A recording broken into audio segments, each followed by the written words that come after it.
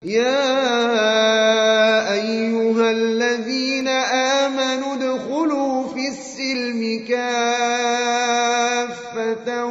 ولا تتبعوا خطوات الشيطان إنه لكم عدو مبين.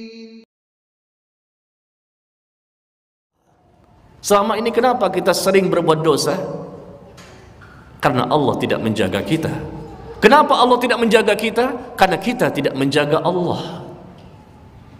Dosa demi dosa kita lakukan dari hari ke hari, dari jam ke jam. Selama kita hidup di dunia, dosa besar na'udzubillah tidak boleh dilakukan. Dosa kecil memang terkadang kita tidak bisa terhindar darinya. Coba kita lihat dalam ayat Al-Quran, bagaimana firman Allah yang begitu banyak yang menjelaskan tentang sebab akibat. Kalau kamu begini, maka Allah pun akan begini. Allah menunggu respon kita. Bagaimana keinginan dan kemauan seorang hamba? Allah menunggu respon kita. Kalau kamu begini, maka Allah pun akan begini. Karena Allah tidak akan merubah kondisi satu orang, satu kaum sampai orang itu mau merubah dirinya sendiri. Innallaha la yughayyiru ma biqaumin hatta yughayyiru ma bi anfusihim. Allah tidak merubah kondisi suatu kaum, seseorang sampai dia mau merubah dirinya sendiri.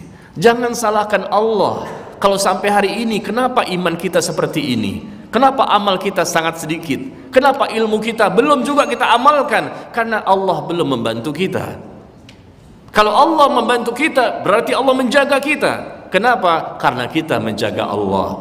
Coba kita lihat ayat yang pertama di surah Al-Baqarah ayat yang ke-40. Di surah Al-Baqarah ayat ke-40 Allah berfirman, wa aufu bi ahdi ufi bi ahdikum wa iyaya farhabun. Penuhilah janjimu kepadaku, aku pun akan penuhi janjiku kepadamu. Lihat sebab akibat. Jagalah Allah, maka Allah akan menjagamu. Sebab akibat. Penuhi janjimu kepadaku, aku pun akan penuhi janjiku kepadamu.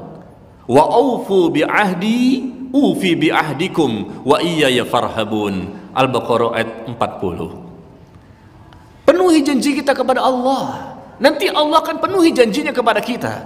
Dan kita tahu Allah tidak pernah berdusta. Allah tidak pernah mengingkari janjinya. Tapi Allah inginkan kita penuhi janji kita kepada Allah. Apa janji kita? Kita berjanji siap untuk taat. Kita berjanji untuk siap diatur hidup dan kehidupan kita. Siap untuk diatur sami'na wa ata'na. Ketika kita mengucapkan asyhadu an la ilaha illallah wa asyhadu anna muhammadan abduhu wa rasuluh sallallahu alaihi wasallam, maka pada waktu itu seseorang muslim yang mengucapkan dua kalimat syahadat, maka dia siap diatur hidupnya. Mau diatur hidupnya dan kehidupannya di dunia ini. Apapun kata Allah dia terima, apapun kata Rasulullah dia mau mengamalkannya. Janji, konsekuensi dari pengucapan dua kalimat syahadat yang tidak bisa sembarangan dipahami. Berani mengucapkan dua kalimat syahadat berarti dia siap untuk mau diatur oleh Allah dan Rasulnya. Penuhi janjimu kepadaku, kata Allah, aku akan berikan janjiku kepadamu. Allah berikan janjinya kepada kita. Allah berikan rahmat, Allah berikan hidayah, Allah berikan keberkahan, Allah akan berikan kebaikan, Allah akan berikan berbagai macam nikmat di dunia setelah kematian, apalagi nanti di akhirat. Janji kita mana kepada Allah? Memang setiap hari kita mengucapkan dua kalimat syahadat. Ketika salat, ketika tahiyat awal maupun tahiyat akhir, kita mengucapkan asyhadu an la ilaha illallah wa asyhadu anna muhammadar rasulullah dan seterusnya. Setiap salat kita mengucapkan dua kalimat syahadat. Janji dengan lisan, mana perbuatan? Kalau maaf, kita ini memang betul-betul memenuhi janji kita sesuai dengan konsekuensi dari pengucapan dua kalimat syahadat, maka Allah pun akan menjaga kita. Kalaupun ada dosa dan maksiat, tidak mudah kita terjerumus dalam dosa. Kenapa kita lebih mudah masuk ke dalam dosa dan maksiat setiap hari, setiap saat? Karena Allah tidak menjaga. Lihat Nabi Yusuf. Nabi Yusuf seorang yang masih muda.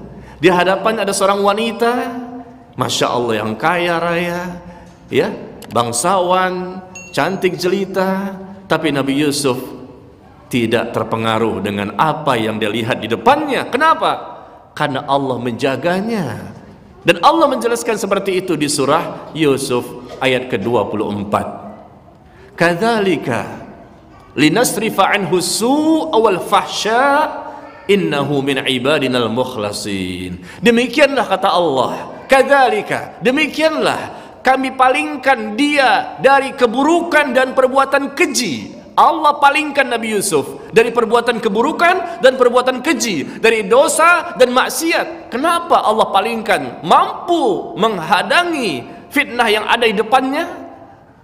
Jawabannya Allah sendiri yang menyebutkan, innahu min ibadinal mukhlasin, karena sesungguhnya dia, Nabi Yusuf, adalah seseorang yang termasuk hamba-hamba kami yang terpilih, hamba kami yang taat, hamba kami yang ikhlas, hamba kami yang mau diatur hidup dan kehidupannya oleh Allah.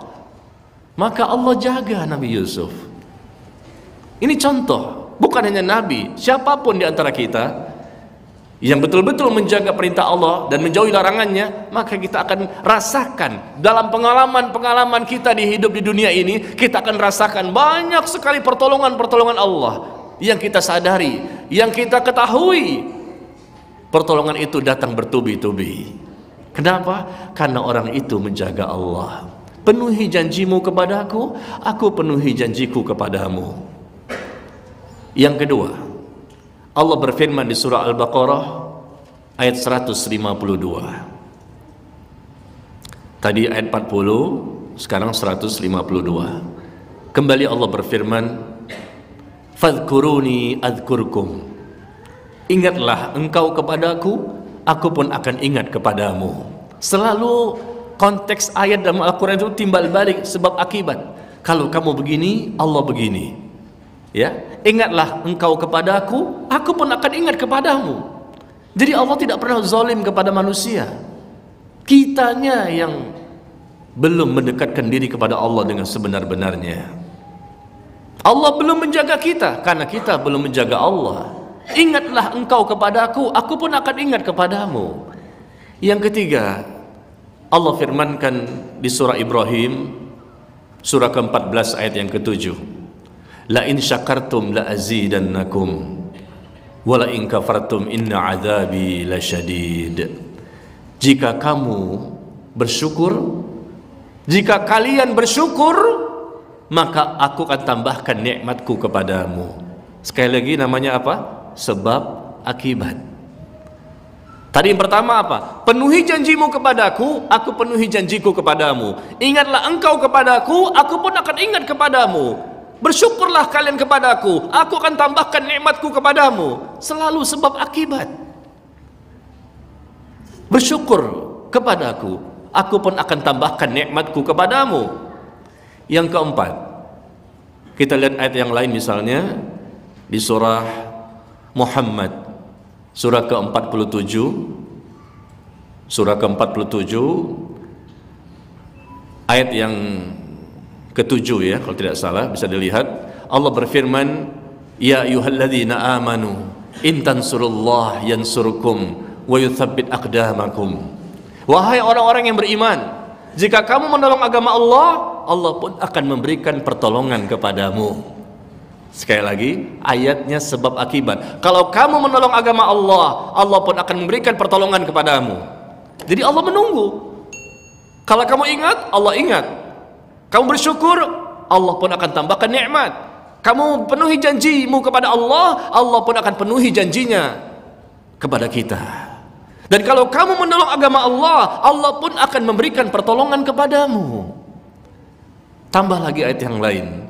Wa may yattaqillah yaj'al lahu makhraja wa yarzuqhu min haitsu la yahtasib. Barang siapa bertakwa kepada Allah, Allah jadikan semua urusannya selalu ada jalan keluar. Ada masalah, Allah akan berikan jalan keluar. Ada problem, Allah akan berikan solusinya. Yang jadi masalah bukan masalah, ikhwan. Yang jadi masalah bukannya masalah. Para ulama mengatakan yang bermasalah bukannya masalah, karena masalah itu pasti ada. Sampai kapan masalah tetap kita akan dapati sebagai ujian dan cobaan kepada kita. Yang bermasalah bukan masalah, karena satu timbul dua, dua timbul tiga, tiga timbul lima. Yang jadi masalah adalah bagaimana sikap kita dalam menghadapi masalah. Sikap kita bagaimana? Yang Allah lihat sikap. Masalah pasti ada selama kita di dunia. Ad-dunya darul imtihan. Dunia ini tempatnya ujian. Mau lari kemana kita? Selama di dunia pasti ada masalah, pasti ada ujian. Dengan anak, dengan istri, dengan suami, dengan harta, apa saja. Dengan keluarga, dengan tetangga, dengan sesama ikhwan. Ada masalah sebagai ujian yang Allah izinkan itu terjadi. Yang jadi masalah adalah bagaimana sikap kita menghadapi masalah. Itu yang perlu kita pikirkan. Kalau sikap kita menghadapi masalah dengan tenang, kembalikan kepada Allah, bahwa ini semua terjadi dengan izin Allah sebagai ujian yang pasti ya terjadi pada diri kita, dan kita pun bersabar, kita pun ikhlas, kita pun tabah dan mencari jalan keluar, dan kita tahu ujian itu sebagai sarananya Allah agar kita terhapus dosa-dosa. Ujian itu sebagai sarananya Allah agar kita bertambah pahalanya, dan sebagai tanda cinta Allah kepada hambanya. Wa inna Allah idza ahabba qauman ibtalahum.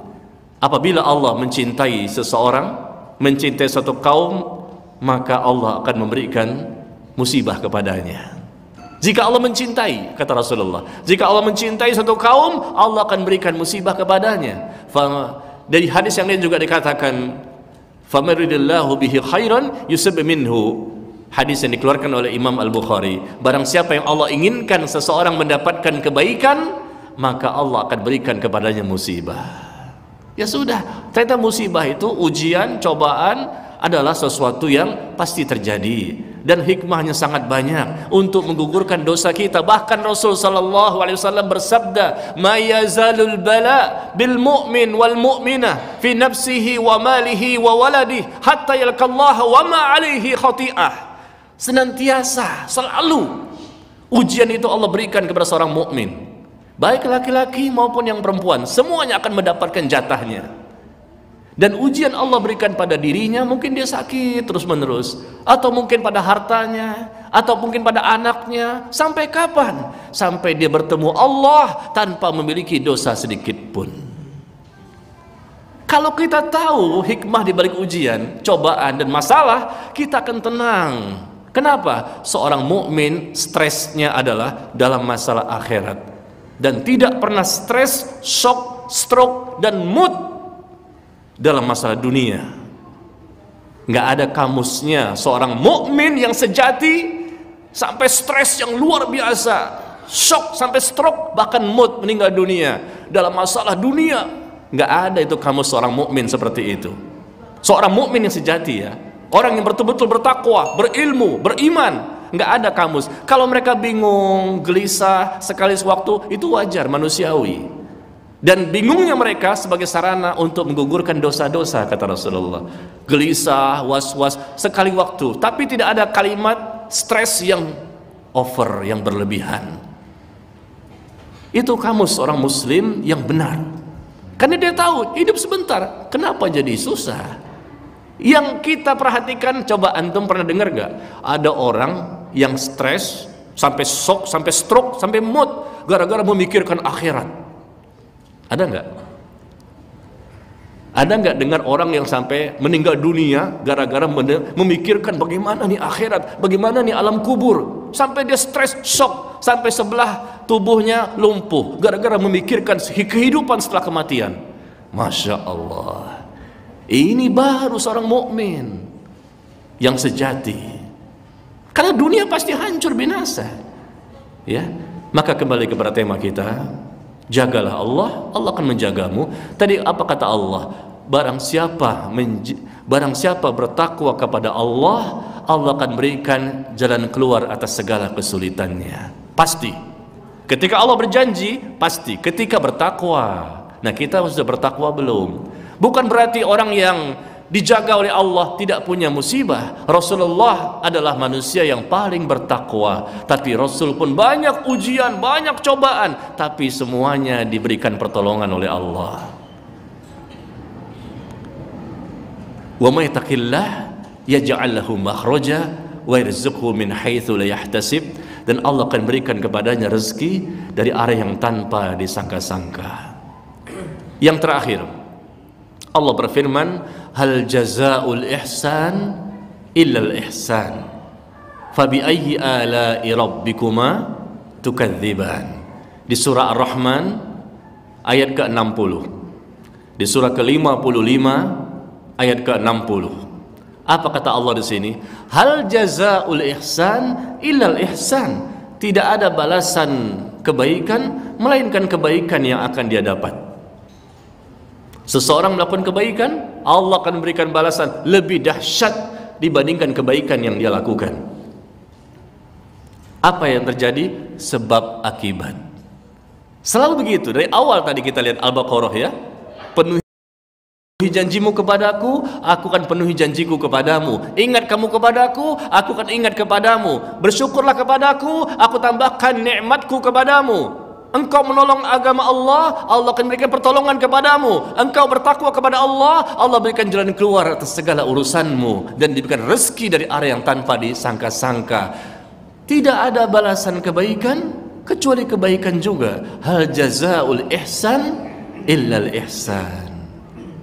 Mengertilah kita, ternyata semua yang terjadi itu dengan izin Allah, dan Allah memberikan penjagaan kepada kita sesuai dengan kadar bagaimana kita menjaga Allah.